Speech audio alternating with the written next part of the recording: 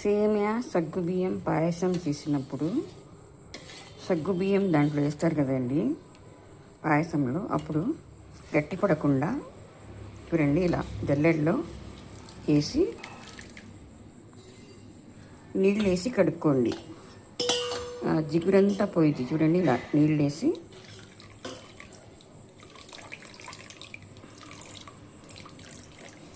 కడిగారనుకోండి, ఆ జిగురంతా పోయిద్ది. అప్పుడు పాయసంలో కలుపుకోండి. ఆ సగ్గు బియ్యంని ఆ పాయసంలో కలుపుకోవటమే. కడుక్కొని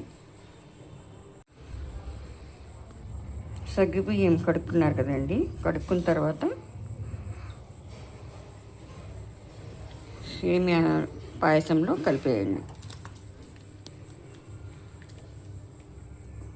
ఇలా కడుక్కొని కలపటం వల్ల చిక్కపడదండి,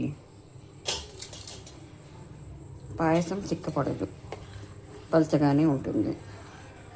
ఇది సేమియా సగ్గుబియ్యం పాయసం అండి. ఈరోజు పండగ కదా, అందుకని చేస్తున్నాను.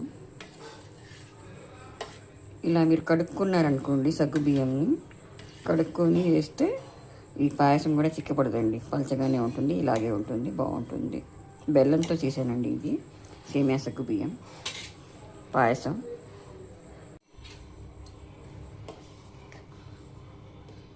అందరికీ హ్యాపీ ఈద్ ముబారక్ అండి.